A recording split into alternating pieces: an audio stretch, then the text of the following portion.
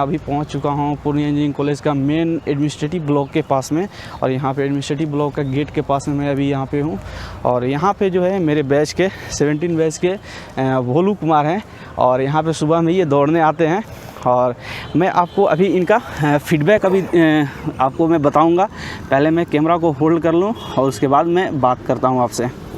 मैं बैठ जाता हूं मैं भी और बात करते हैं कि कॉलेज के इंफ्रास्ट्रक्चर के मामले में। तो इंफ्रास्ट्रक्चर के मामले में कॉलेज का आपका क्या कहना है? इंफ्रास्ट्रक्चर के मामले में मैं बता दूं, बिहार में जितने भी 38 ज़िले में इंजीनियरिंग कॉलेज है उसमें सबसे आगे है, क्योंकि इंफ्रास्ट्रक्चर इसका बनावट ही 2017 से शुरू हुआ है। तो अभी जस्ट नया बना है। जो आप खूबसूरत बिल्डिंग देख रहे हैं हमारे पीछे, ऐसा अभी बिहार में किसी भी इंजीनियरिंग कॉलेज के पास नहीं है जो कि यहाँ पे है। इंफ्रास्ट्रक्चर सबसे नंबर 1 पे है मेरे हिसाब से। और लोकेशन के बारे में बात करें तो लोकेशन के बारे में आपका क्या कहना है कि कॉलेज का लोकेशन मार्केट से अंदर में है कि अच्छा मार्केट की जगह पे है? लोकेशन के बारे में आप ओवरऑल क्या कहना चाहेंगे? लोकेशन के मामले में कहना चाहूँगा कि मैं जहाँ तक अभी तक बिहार को घूमा हूँ, समझा हूँ, देखा हूँ, लोकेशन के मामले में पूर्णिया इंजीनियरिंग कॉलेज सबसे आगे है, क्योंकि ये NH-31 के जस्ट बगल में है। पॉलिटेक्निक चौक है, बस स्टैंड है, पूर्णिया बस स्टैंड। मतलब हम लोग को मार्केट से कनेक्ट होने में 5 मिनट भी नहीं लगता है। अगर आप किसी दूसरे इंजीनियरिंग कॉलेज में होते हैं बिहार के, तो आपको मार्केट जाने के लिए कम से कम 25 मिनट 30 मिनट, वो भी आपको कहीं पे तो ई रिक्शा भी नहीं जाता है कहीं। तो अब आजकल तो ई रिक्शा जाने लगा है, तो आजकल तो थोड़ा कम्युनिकेशन बढ़ गया है। लेकिन फिर भी हम लोग तो एकदम NH-31 के पास में है, तो हम लोग तो मार्केट में ही रहते हैं समझिए। फिर भी अगर मार्केट से कनेक्ट होना चाहते हैं तो बस 2 मिनट काफ़ी है। अगर एक्चुअली देखें तो जैसे शॉपिंग करना है, नॉर्मल शॉपिंग, तो स्टूडेंट्स के लिए तो यहाँ पे शॉपिंग कॉम्प्लेक्स भी है जस्ट कैंपस के अपोजिट साइड में। जस्ट यहाँ पे जैसे V2 शॉप है, बहुत सारा इस टाइप का जो है छोटा सा मेगा शॉप जो होता है यहाँ पे कॉलेज के जस्ट अपोजिट, कैंपस के अपोजिट में यहाँ पे अवेलेबल है। जैसे बैंकिंग फैसिलिटी भी अवेलेबल है, कैनरा बैंक का फैसिलिटी अवेलेबल है। तो मतलब कमर्शियल मामले में या शॉपिंग मामले में तो कोई प्रॉब्लम नहीं होती है हम लोगों को। और जैसे हम लोग अभी तो पास आउट करने वाले हैं, तो सबसे आप लोगों को इन्फॉर्मेशन जो बेनिफिशियल रहेगा, तो आप लोगों को हम लोग का एक्सपीरियंस जो होगा वो आप लोगों को जानना सबसे ज़्यादा बेनिफिशियल आपके लिए रहेगा। तो हम लोग अब यही बात करेंगे कि जैसे हम लोग का जो एक्सपीरियंस रहा है इतने दिन में, 17 बैच में हम लोग का एडमिशन हुआ था। मेरे सेम बैच के हैं, ब्रांच के भी सेम है। इसीलिए मैंने सोचा कि डायरेक्ट अगर किसी और से बात करते हैं तो और ज़्यादा आप लोगों को बेहतरीन इन्फॉर्मेशन मिल पाएगा। तो सबसे पहले बात करते हैं कि जैसे कॉलेज में थ्योरेटिकल पढ़ाई और प्रैक्टिकल का जितना भी है पढ़ाई के रिलेटेड आपका क्या कहना है? पढ़ाई का रिलेटेड मैं बता दूं कि पूर्णिया इंजीनियरिंग कॉलेज इंफ्रास्ट्रक्चर के मामले में तो सबसे बेस्ट है। लेकिन अगर पढ़ाई के मामले में चले, क्लास तो रेगुलर होती है, लेकिन लैब की सुविधा उस ढंग से अवेलेबल नहीं है जिस ढंग से हम सोचते हैं कि इंजीनियरिंग कॉलेज में जाने के बाद हमें ऐसा लैब मिलेगा, ये करने को मिलेगा, कुछ अपना क्रिएटिविटी दिखाने को मिलेगा, वो यहाँ पे नहीं है। ये मतलब बहुत ही दुख के साथ कहना पड़ रहा है। लेकिन उम्मीद करते हैं कि अगले आने वाले का 2 साल में ये सभी व्यवस्था अवेलेबल हो जाएगी, क्योंकि ये कॉलेज नया सेटअप हुआ है, तो ये सब सामान लाने में थोड़ा सा समस्या आता है जो कि कॉलेज कर रही है। लेकिन उम्मीद है कि 1 से 2 साल में लैब का भी सुविधा अवेलेबल हो जाएगी। यानी जो भी हमारे अपकमिंग जूनियर्स हैं उनके लिए सबसे बेहतरीन फैसिलिटी अवेलेबल रहेगी। हाँ, वो आ सकते हैं 1-2 साल अगर उनका। हम लोग को थोड़ा सा मतलब जैसे स्ट्रगल करना पड़ा, तो सबसे ज़्यादा मतलब स्ट्रगल करना पड़ा है क्योंकि हम लोग यहाँ पे फर्स्ट बैच हैं, इसीलिए हो सकता है कि हम लोग को स्ट्रगल करना पड़ा है। लेकिन मुझे जहाँ तक लगता है कि मेरे जूनियर्स जितने भी आएंगे हम लोग के, उनको स्ट्रगल ये नहीं करना पड़ेगा। हाँ, ये बात से मैं भी सहमत हूँ, क्योंकि जो ये कॉलेज फंक्शनल है, अभी सारा चीज़ फंक्शनल है, लेकिन पहले से बहुत ही बेहतरीन ढंग से फंक्शनल है। और देख रहे हैं इम्प्रूवमेंट भी बहुत ही अच्छा हुआ है। और आप देख सकते हो बिहार में इतना फास्ट में कोई भी कॉलेज का इंफ्रास्ट्रक्चर नहीं बना है। कोई भी कॉलेज नहीं बना है। कोई भी कॉलेज नहीं बना। इंजीनियरिंग कॉलेज तो मतलब 1 से 1.5 साल के अंदर बन जाना एकदम मिसाल वाली बात है। मतलब आप बिलीव कीजिए, जब हम लोग यहाँ आए थे तो मेरे सामने एक ईंट जुड़ा है। मतलब पहला ईंट जो होता है वो हम लोग के सामने रखा है, क्योंकि जब हम लोग यहाँ एडमिशन के लिए आए थे तो सिर्फ यहाँ पे खुदाई हो रखा था, कुछ नहीं दिखाते हैं। यहाँ पे हम लोग सेंटर में बैठे हुए हैं कॉलेज के पूर्णिया इंजीनियरिंग कॉलेज से समझ लीजिए हार्ट में हम लोग बैठे हुए हैं। आप देख सकते हो कि ये जो है मैसिव इंफ्रास्ट्रक्चर आप लोगों को, ये तो सिर्फ हमारे एडमिनिस्ट्रेटिव ब्लॉक का ये इंफ्रास्ट्रक्चर है। ऐसे जो है 13 to 14 टोटल बिल्डिंग है, सबका जो है इंफ्रास्ट्रक्चर पूरा 100% फिनिश है, ऑपरेशनल है, और उसमें सभी लोग रहते हैं और सारी चीज़ यहाँ पे फंक्शनल है। फंक्शनल चीज़ के बारे में हम लोग अभी बात कर रहे हैं। तो ये तो था इंफ्रास्ट्रक्चर के मामले में। और यहाँ पे हम लोग अभी बात कर रहे हैं आप लोगों को बेहतरीन इन्फॉर्मेशन देने के लिए। तो सबसे पहले हम लोग बात करना चाहेंगे कि जैसे हम लोग का थ्योरेटिकल ही क्लास चला, प्रैक्टिकल को अभी भूल जाते हैं क्योंकि प्रैक्टिकल हम लोग को उतना अच्छा से मिल नहीं पाया। अपने दम पे जितना भी फ्रेंड सर्कल है उन लोगों से कांटेक्ट करके अपना अपने जहाँ था प्रैक्टिकल अपने लोगों ने किया है। लेकिन जहाँ तक बात है थ्योरेटिकल क्लासेस की, तो थ्योरेटिकल क्लासेस कितना क्वालिटी क्लासेस रहा, कितना प्रोफेसर्स मतलब क्वालिटी प्रोफेसर्स हैं, इनके इसके बारे में आपका क्या कहना है?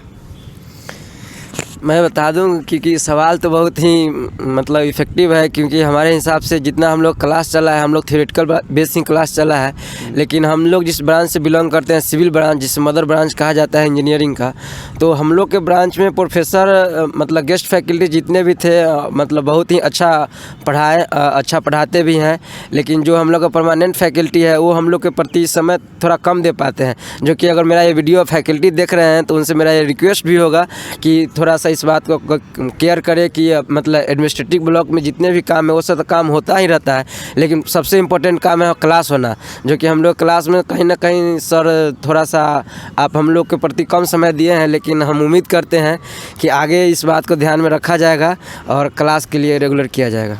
ये तो मेरा तो एक चीज़ और आपसे पूछना है कि जैसे कॉलेज में फैकल्टीज़ हैं तो परमानेंट तो बहुत कम फैकल्टीज़ हैं क्या?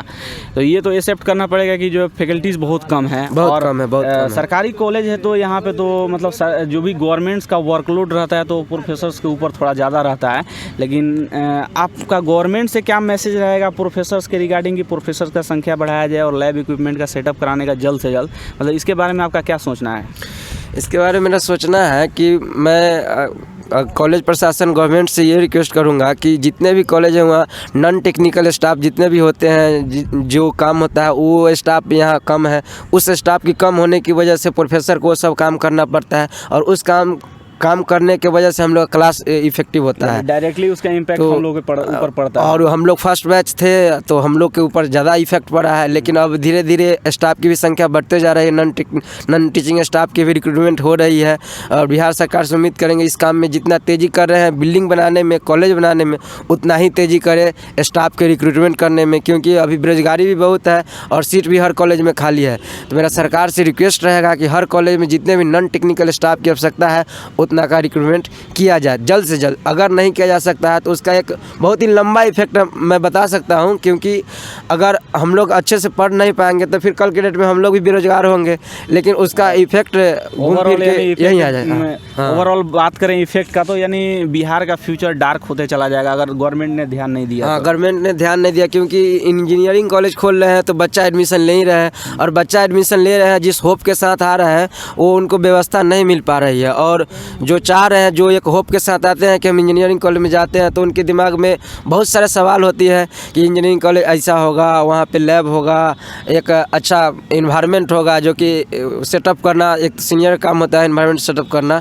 तो इस सब उम्मीद से आते हैं, लेकिन बहुत मैं को समझ सकता हूँ जूनियर के लिए कि वो सब इन्वायरमेंट हर जगह उनको फुलफिल नहीं हो पाता है।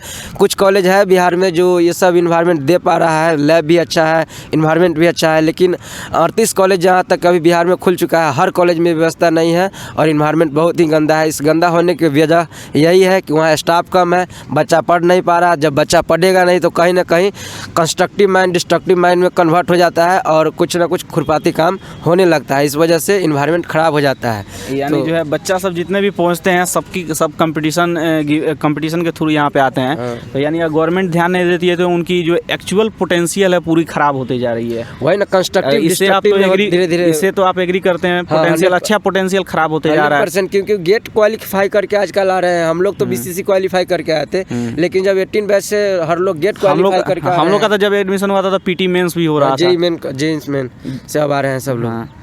तो अब तो जेईई मेन से उससे भी ऊपर लेवल का हो चुका है। तो यानी अगर गवर्नमेंट अगर ध्यान नहीं दे रही है तो यानी क्वालिटी जितने भी स्टूडेंट्स क्वालिटी वाले हैं उनकी जो है फ्यूचर्स ख़राब होती चली जाएगी। क्या सही बात है? हाँ, तो यहाँ पे जो है कॉलेज के जो भी मामले हैं, मतलब पढ़ाई वढ़ाई के जो टीचर्स के मामले में, जो टीचर जो भी हैं उनके टीचर्स के क्वालिफ़िकेशन से आप कितने मतलब सेटिस्फाइड हैं? जैसे कोई आईआईटी से है नहीं है, मतलब उनके क्वालिफ़िकेशन से आप कितने सर्टिफाइड हैं? जैसे 2% टीचर क्यों ना हो, उनके क्वालिटी ऑफ मतलब एजुकेशन से कितने सेटिस्फाइड हैं आप? जो भी यहाँ पे परमानेंट फैकल्टी है उनमें क्वालिटी तो मतलब नो डाउट क्वालिटी है, लेकिन वो हम लोग को कितना समझा पाते हैं ये सबसे बड़ी इफ़ेक्टिव बात होती है। तो जब तक क्लास हम लोग किए हैं, जो भी हम लोग परमानेंट फैकल्टी है ऑलमोस्ट अच्छा ही पढ़ाते हैं और उनका क्वालिटी अच्छे ही है। मतलब इसमें कोई डाउट नहीं है कि वो अच्छा क्वालिटी के हैं, अच्छे पढ़ाते हैं, लेकिन वो क्लास कम अटेम्प्ट कर पाते हैं, जिस वजह से ये जो हमने अभी इससे पहले बात कही कि ये वो क्लास नहीं कर पाते हैं, जिससे हम लोग का बहुत नंबर ऑफ फैकल्टी कम है, इसीलिए थोड़ा सा प्रॉब्लम। नंबर ऑफ फैकल्टी बताइए, मदर ऑफ इंजीनियरिंग कहा जाता है सिविल ब्रांच को, और हमारे में बस 2 ही परमानेंट फैकल्टी है। आप सोच सकते हैं क्या स्थिति होगा। और स्टूडेंट जो है, और स्टूडेंट की संख्या 240 है 4 ईयर के। हम लोग के बैच में तो पार्टिकुलर 80 स्टूडेंट है, क्योंकि लेटरल एंट्री से 300 से पार हो जाएगा। लेटरल एंट्री मिला तो 300, लेकिन क्योंकि हम लोग के ही बैच में सिर्फ 80 स्टूडेंट है सिविल का, और फैकल्टी परमानेंट 2। समझिए गेस्ट फैकल्टी कितना मेहनत करते हैं, वो भी गेस्ट फैकल्टी 4 से 5 है। तो मतलब थोड़ा समस्या होता है मैनेजमेंट में, लेकिन सब कुछ चल रहा है। जहाँ तक इंफ्रास्ट्रक्चर के मामले में नो डाउट बहुत ही अच्छा कॉलेज है। और जहाँ तक थ्योरेटिकल क्लास है, थ्योरेटिकल क्लास भी बेहतरीन चलता है, लेकिन जो है प्रैक्टिकल हो जाए तो प्रैक्टिकल में और पूरा 5 आउट ऑफ 5 हो जाएगा। इस बात सही है क्या। और यहाँ पे हमारे कुछ और फ्रेंड्स आ चुके हैं, इनसे और ही अच्छा तरीके से जानेंगे कि कैसे इनका एक्सपीरियंस रहा। और ये जो है हमारे कॉलेज के बहुत सारे टाइम में ये टॉपर रह चुके हैं, अभी तक भी टॉपर आ ही रहे हैं, हमेशा टॉप लिस्ट में आते हैं, टॉप 5 लिस्ट में हमेशा रहते हैं, लेकिन most of the time top 1 में ही रहे हैं। तो इनका एक्सपीरियंस सबसे बेहतरीन रहेगा हम लोग के लिए जानना। तो आप अपना इंट्रोडक्शन दीजिए। Hello, good morning. Myself MD Shahid Alam from Purnia College of Engineering with Civil Engineering Department. तो आपका एक्सपीरियंस कैसा रहा, मतलब 4 साल में आपका तो सिविल ब्रांच है, तो सिविल ब्रांच के रिगार्डिंग आप स्टूडेंट्स को क्या इन्फॉर्मेशन देना चाहेंगे जो उनके लिए बेनिफिशियल, जो भी स्टूडेंट यहाँ पे एडमिशन लेना चाह रहे हैं? एक्सपीरियंस मेरा एक्सपीरियंस यही है कि आपको बेसिक के बारे में थोड़ी सी नॉलेज होनी चाहिए, 11th-12th के बारे में, क्योंकि आने के बाद यहाँ पे पहले तो 11th-12th के बारे में थोड़ी सी पढ़नी होती है, फिजिक्स केमिस्ट्री वगैरह। उसके बाद धीरे धीरे आपको आइडिया लग जाएगा कि मतलब हर सेमेस्टर वाइज क्या पढ़ना है।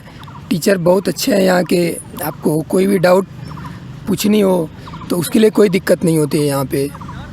तो इसीलिए आप उसके लिए डाउट में ना रहें कि यहाँ पे आने के बाद पढ़ाई नहीं होगी।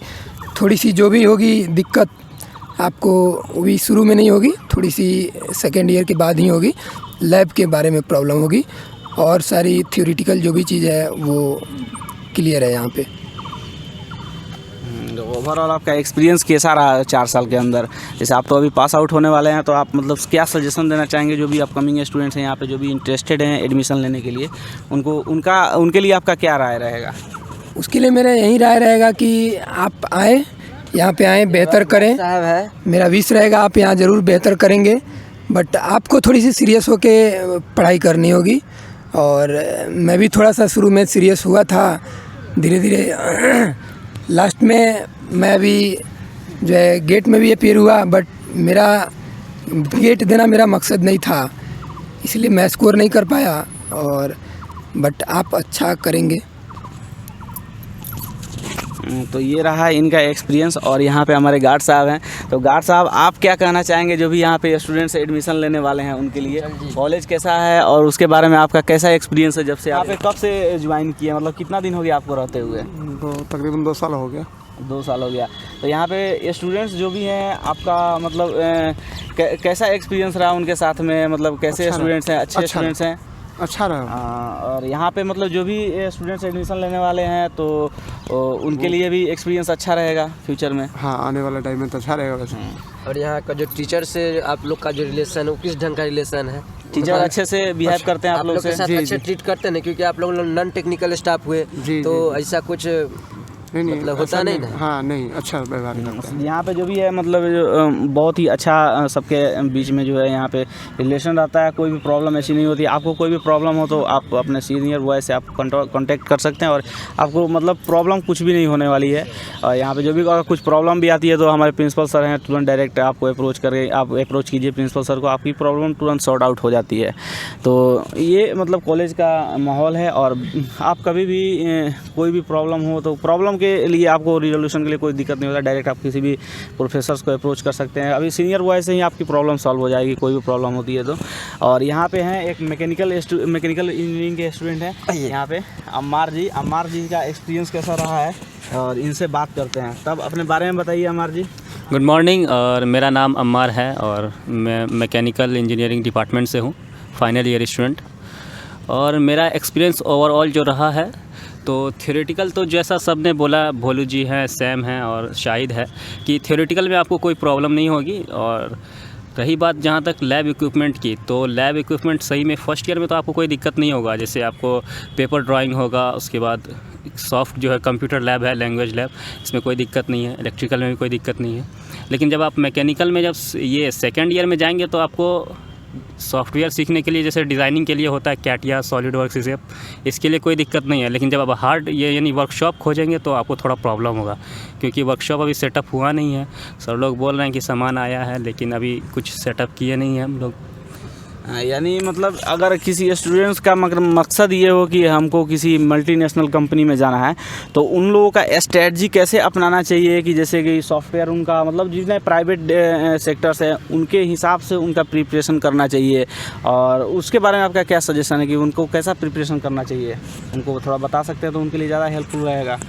देखिए, अगर आपको अच्छे मल्टीनेशनल कंपनी या और भी कोई जो ऑटो सेक्टर है उसमें जाना है, तो अगर आप डिज़ाइनिंग इंजीनियर चुनते हैं, डिज़ाइन इंजीनियरिंग, तो उसके लिए आपको जो बेसिक इंजीनियरिंग है, मैकेनिक्स हो गया, आपको ये मशीनरी वगैरह है, तो इस पे आपको थोड़ा फोकस करना पड़ेगा। साथ में डिज़ाइन है, पहले तो आपको फर्स्ट ईयर में पेपर डिज़ाइन होगा, उसके बाद सेकंड ईयर में आपको जाने के बाद थोड़ा स्टार्टिंग से कैड होगा, उसके बाद आप 3D मॉडलिंग सीखेंगे जिसमें कैटिया, सॉलिडवर्क है और एनसिस वगैरह सीखेंगे सिमुलेशन के लिए आपको।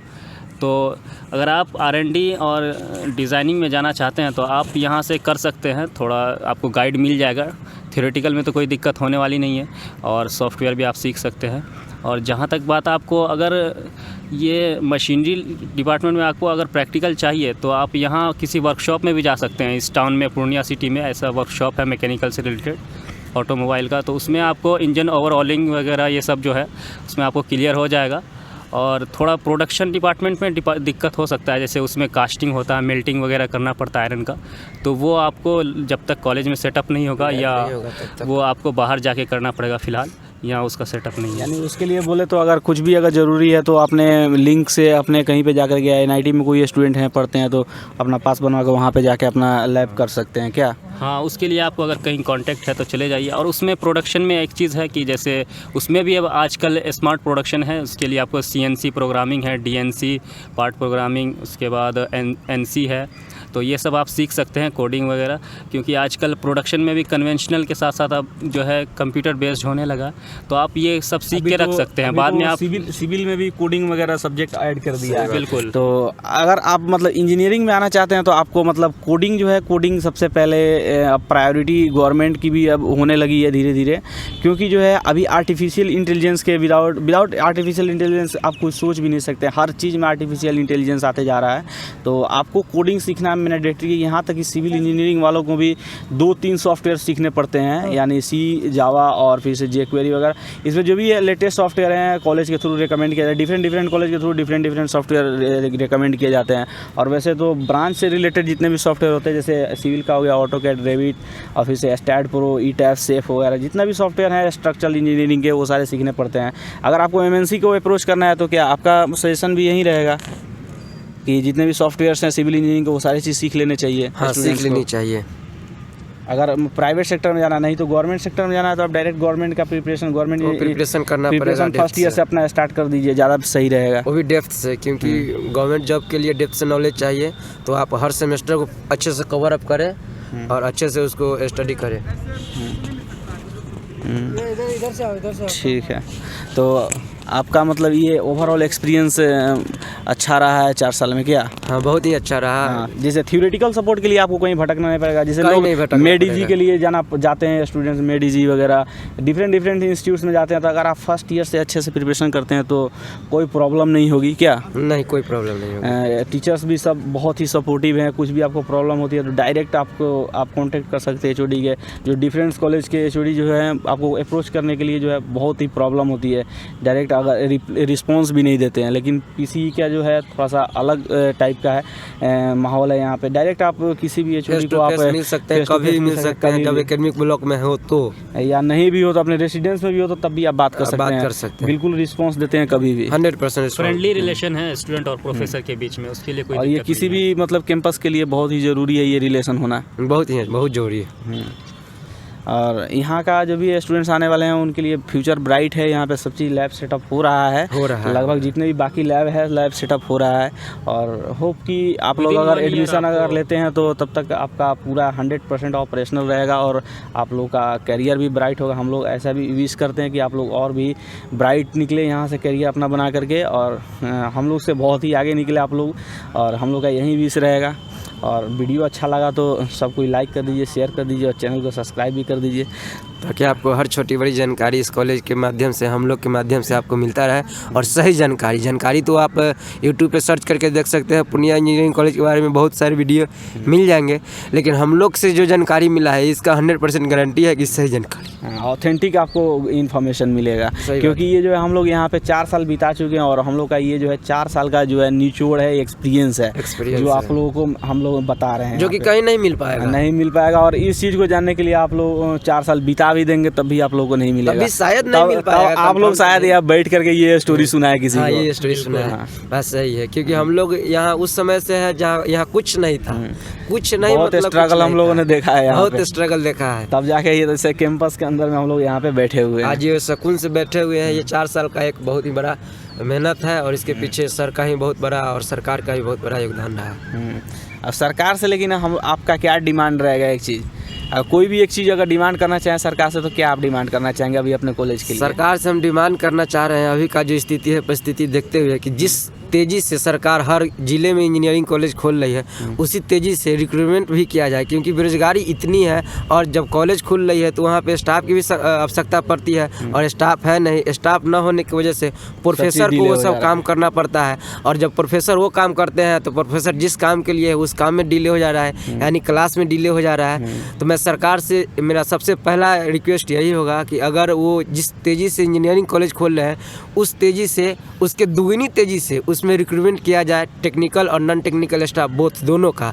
क्योंकि दोनों उतना ही इम्पोर्टेंट होता है जितना मतलब एक प्रोफेसर होता है, उतना ही नॉन टेक्निकल स्टाफ भी कॉलेज के लिए आवश्यक होता है। क्योंकि कॉलेज में एक साथ में बहुत सारे एक्टिविटी चलते रहते हैं, कोई स्कूल नहीं है कि सिर्फ एक एक्टिविटी चलता है। यहाँ पे हर डिपार्टमेंट कुछ अपना अपना एक्टिविटी चलते रहता है, और हर डिपार्टमेंट में प्रोफेसर को इन्वॉल्व होना पड़ता है क्योंकि स्टाफ नहीं है। इसलिए मैं सरकार से मेरा पर्सनल रिक्वेस्ट है कि वो रिक्रूटमेंट पर ज़्यादा ध्यान दे, कॉलेज जिस रफ्तार से खुल रहे हैं उसके वजह से। उसके अलावा अगर कुछ अगर डिमांड करना चाहें एज ए स्टूडेंट, ये तो हो गया कि आप स्टाफ के लिए डिमांड करें कि स्टाफ को रिक्रूट करें, लेकिन एज ए स्टूडेंट आप क्या चाहते हैं सरकार से? लैब सेटअप हो या नहीं हो जल्दी से? एज ए स्टूडेंट ये चाहते हैं कि जिस ढंग से हम लोग बिहार में देखते आ रहे हैं कि सिविल ब्रांच का मतलब मार्क्स बेसिस पे बहाली आती है जिसमें डिप्लोमा को अलाउ नहीं किया जा रहा है। लेकिन मैं अब सरकार से रिक्वेस्ट कर रहा हूँ कि मतलब डिप्लोमा पे आता है और बीटेक वाले को इसमें अलाउ नहीं किया जा सकता है, नहीं किया जा रहा है। लेकिन अब हर जिला में बीटेक कॉलेज है तो हर साल मतलब हर जिले से 240 बच्चा हर ब्रांच से निकल रहा है। तो सरकार को अब इस पे भी ध्यान देना चाहिए कि उसमें बीटेक वाले को भी अलाउ करे, यानी और बेहतर कंपटीशन के थ्रू और बेहतर कैंडिडेट। हाँ, वो कंपटीशन ही रिटर्न ही ले लेकिन मार्क्स बेसिस पे ना करे, लेकिन उसमें बीटेक के अलाउ करे क्योंकि क्वालिटी कैंडिडेट पहुंचे और उसका वर्क भी अच्छा हो और रोजगार भी हम लोग को भी मिल सके। क्योंकि हम लोग भी अब उसी कतार में खड़ा होने जा रहे हैं जिस कतार में बहुत सारे पहले से लोग खड़े हैं। ठीक है, तो शायद जी आपका क्या एक डिमांड रहेगा गवर्नमेंट से?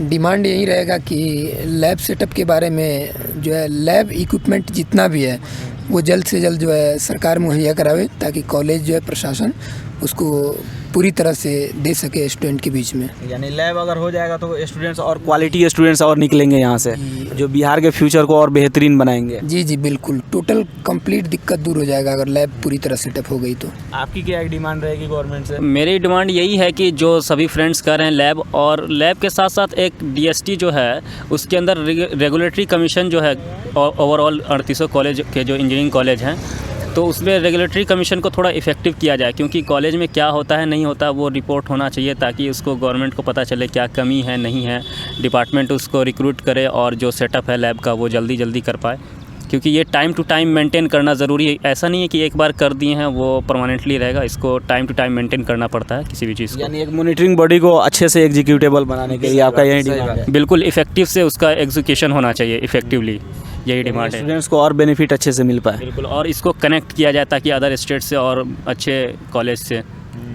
बहुत ही अच्छा डिमांड है आपका। तब तबरेज जी, आपका क्या डिमांड है? आप गवर्नमेंट से क्या चीज़ एक डिमांड चाहते हैं जो आपके मतलब बीटेक कैरियर के लिए बहुत ही बेहतरीन हो, आपके जूनियर्स के लिए बेहतरीन हो? सबसे पहली बात तो हमारे पास लैब नहीं है, जिसके वजह से आगे भविष्य में बहुत सारी परेशानियां होती है। जैसे हमारे सीनियर लोग भी बहुत रह चुके हैं, मेरे कॉलेज में तो फर्स्ट बैच हम ही लोग हैं, मगर यहाँ से नहीं और भी बहुत सारे कॉलेज हैं, वहाँ से हमारे सीनियर सब निकल करके जा करके लैब नहीं है, जिसके वजह से बहुत सारी परेशानियाँ झेल रहे हैं। तो वही हम चाहते हैं कि मेरे भी कॉलेज में अगर लैब हो जाए तो वो सब परेशानियाँ से हमें कोई दिक्कत नहीं होगी। यानी ओवरऑल डिमांड जो है सबका डिमांड एक ही है कि गवर्नमेंट लैब सेटअप कर दे जल्द से जल्द कॉलेज में। क्योंकि जहाँ तक रही थ्योरेटिकल तो वो कॉलेज मिल ही जा रहा है किसी ना किसी तरह से, गेस्ट फैकल्टी के रूप में या फिर परमानेंट फैकल्टी के रूप में मिल जा रहा है। बट जहाँ तक रहा लैब की बात, तो लैब हम लोग नहीं कर पाते हैं, तो विदाउट लैब का अभी इस यानी कुछ नहीं होने वाला है। यानी लैब का प्रायोरिटी है सबके अंदर। जी फील्ड में लैब का। तो ठीक है, यहीं पे आज आप वीडियो एंड करते हैं। तो आप लोग से रिक्वेस्ट रहेगा कि सबको आप रिक्वेस्ट कर दें चैनल को सब्सक्राइब करने के लिए। चैनल को सब्सक्राइब कर दें क्योंकि अगर और शेयर कर दें, लाइक कर दें, क्योंकि आप लाइक करेंगे तो मेरा भी जो है मनोबल बढ़ेगा वीडियो बनाने के लिए, हम आपको जानकारी देंगे। आपको क्वालिटी इन्फॉर्मेशन मिलते रहेगा ऐसे ही, जो आपको ये क्वालिटी इन्फॉर्मेशन आपको कहीं से भी अभी आपको अवेलेबल नहीं होगा। यूट्यूब पे तो बहुत सारे वीडियो है, लेकिन ऐसे क्वालिटी कंटेंट आपको नहीं मिल पाएंगे। और आप कमेंट के माध्यम से हम लोग को आप बताएं कि वीडियो कैसा लगा, ताकि अगर इसमें भी कुछ कमी रह गया है तो उससे सुधार किया जा सके और इससे अच्छा आपको वीडियो नेक्स्ट टाइम दे सके। इसके अलावा आपको कोई भी डाउट हो अगर कॉलेज के बारे में तो कमेंट में ज़रूर बताएं आप। कमेंट से जो ये आइडिया अच्छा है कि कमेंट के माध्यम से आप पूछ सकें। तो यहीं तक आज वीडियो रखते हैं, यहीं पे एंड करते हैं।